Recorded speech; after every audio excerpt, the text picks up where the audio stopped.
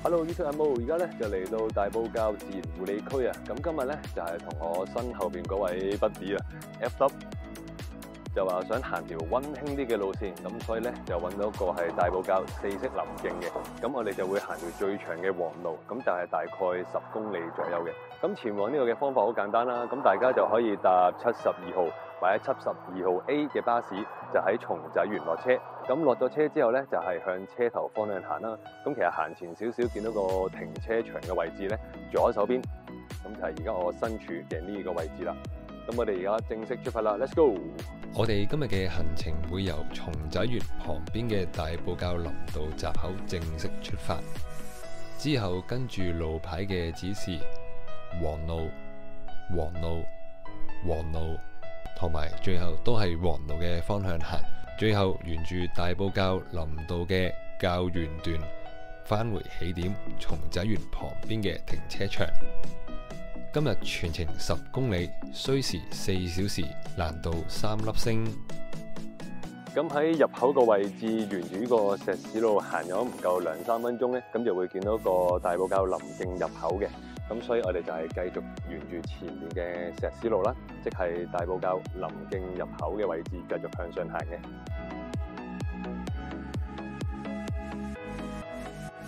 我哋沿住頭先嗰條石屎路上到嚟，就會見到個郊野公園護理員站崗嘅。咁佢旁邊咧就有2條路，咁我哋係左手邊嗰條路，即係黃路啊。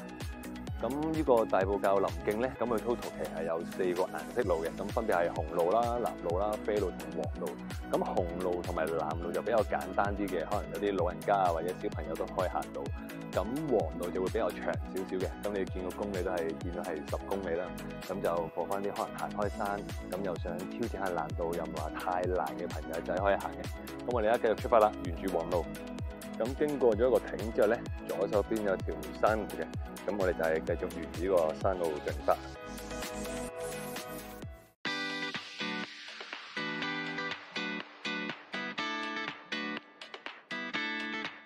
咁嚟到呢個位置咧，我哋就係繼續沿樓梯上嘅黃路。咁右手邊有條路就可以落去下邊，可以濕下手啊、洗下面啊、濕下毛巾咁樣樣。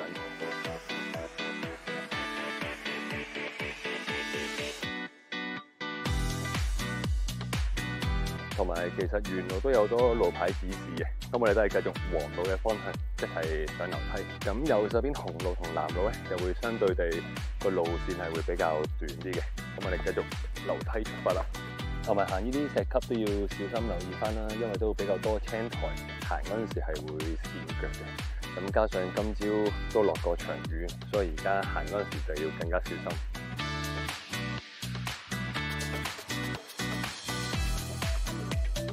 啱啱沿住頭先嘅山路上到嚟咧，咁我哋就係轉右手邊，繼續都係黃路嘅方向嘅。咁左邊咧就係去大埔公路，咁我哋就係右手邊嘅黃路、啡路。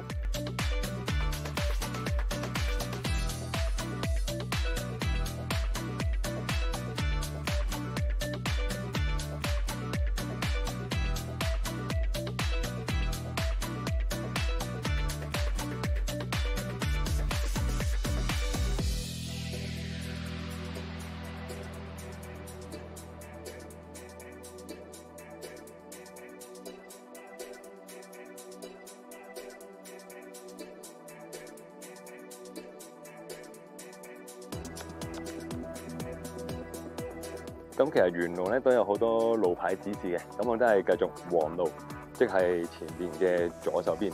咁右邊啡路咧個路線就會係短好多嘅，咁我哋就繼續向左手邊行啦。咁同埋見到左手邊嘅路況都開始有少少崎嶇嘅，需要攀升。同埋今日我加埋阿 FW 呢個濕身組合又出事啦，睇下 FW 而家拎緊雨褸。個天而家係開始越嚟越黑，睇嚟係會落大雨。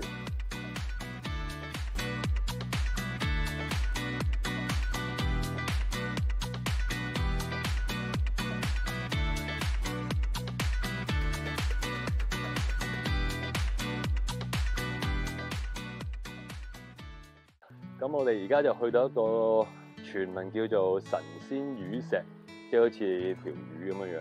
咁不過我哋呢個濕身組合又再一次瀨嘢啦。而家係落緊雨嘅，所以我哋喺個石底避一避雨。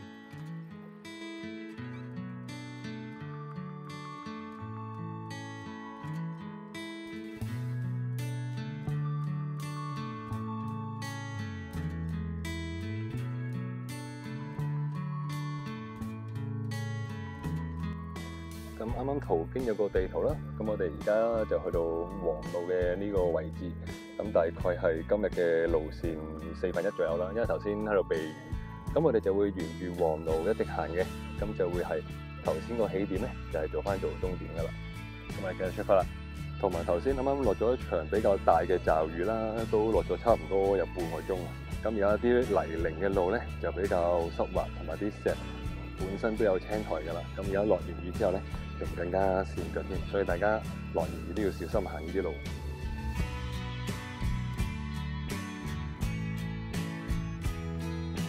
同埋而家行緊面前呢條山徑咧，都比較窄嘅，同埋都唔好咁靠近左手邊，因為左手邊係一個都望到幾深嘅斜坡嚟，所以大家小心啲。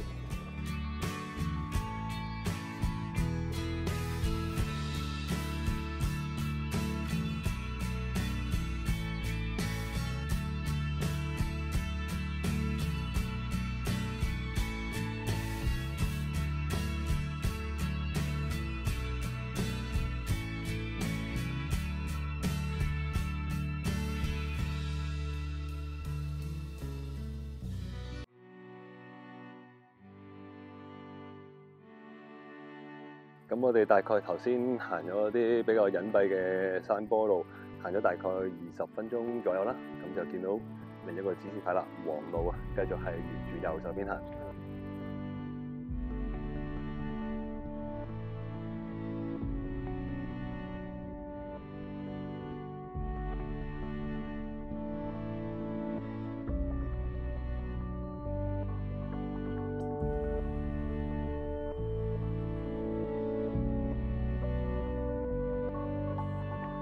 咁我哋啱啱喺下邊個小竹林上到嚟啦，就會見到個大埔佛林徑嘅地圖嘅。咁我哋而家大概喺呢個位置，咁就係成個路程，我諗接近有一半啦，或者爭少少先一半。咁我哋都係繼續沿住黃路進發嘅。同埋大家都唔使奇怪點解前面嗰位不啲 F 得會好似人哋奧運選手揸住碌嘢咁，因為前面真係太多蜘蛛網，去沿途執到支粗少少嘅樹枝去撥開啲蜘蛛網。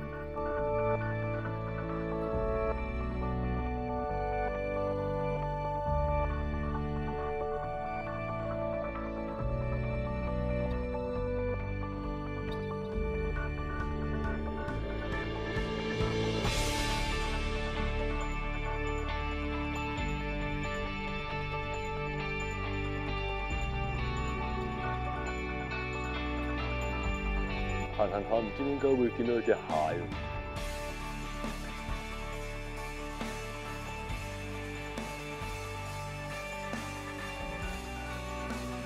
行咗一大段好似熱帶森林嘅山路咧，而家終於見到有啲石屎工整嘅梯級上去啦。咁而家都係繼續黃路嘅。咁啱啱上完樓梯咧，咁黃路就係大家嘅左手邊。咁啱啱喺前面個樓梯位置上到嚟啦，咁右手邊咧就有個黃路嘅指示牌，咁就係沿住到比較靚又工整嘅石屎梯級落去就係㗎啦。咁行完入嚟落咗樓梯之後咧，咁左手邊就已經同啡路匯合翻㗎啦。而家就係啡路同黃路嘅回程嘅路線。咁今日個終點咧，亦都係今日嘅起點嘅位置。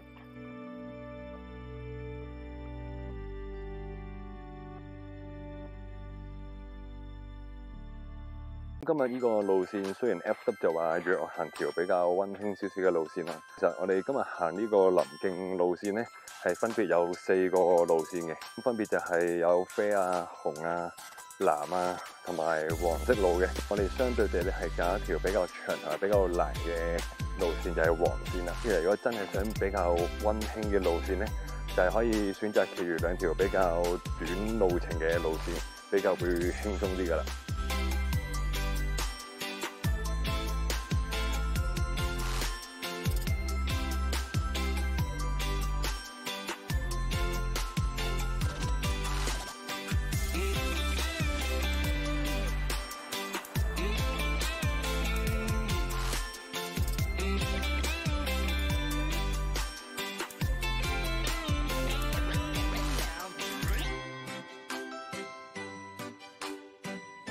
我哋啱啱沿住嗰個亞熱帶叢林行咗大概20分鐘啦，咁見到個路牌啦，咁我哋繼續都係黃路同埋啡路繼續進發嘅，就喺前邊啦。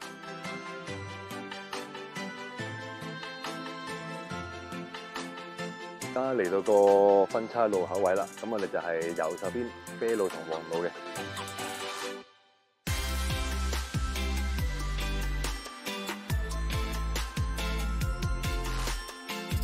而家落嚟就見到黃路同啡路嘅位置啦，咁落多幾級樓梯咧，咁就會見到另外個路牌啦，黃啡藍路啊，咁咪繼續進發啦。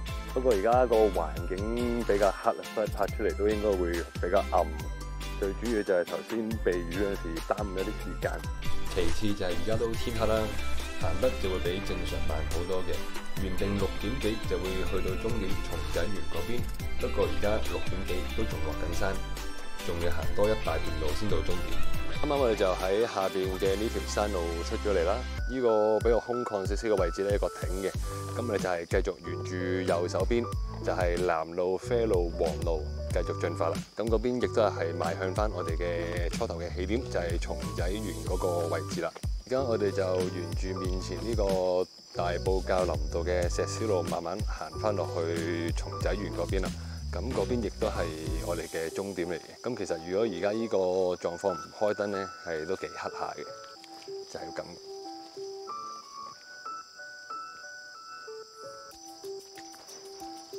咁我哋繼續進發啦。今日個旅程又尾聲啦，而家就嚟翻今日嘅起步點啦，就係松仔園。今日就其實行咗一條就唔係相對地溫馨嘅路線啦。其實4條路線嚟講咧，裏邊最難嗰條咧就係今日呢條黃路啦，同埋佢個中尾段嘅高低差都會比較高啦。其實臨尾嗰陣時都有少少吃力嘅。如果少行開山嘅朋友，睇完條片中意嘅就 like 我哋 share 出去，同埋最緊要 follow 同埋 IG follow 啊。咁睇下下次行咩山啦，拜拜。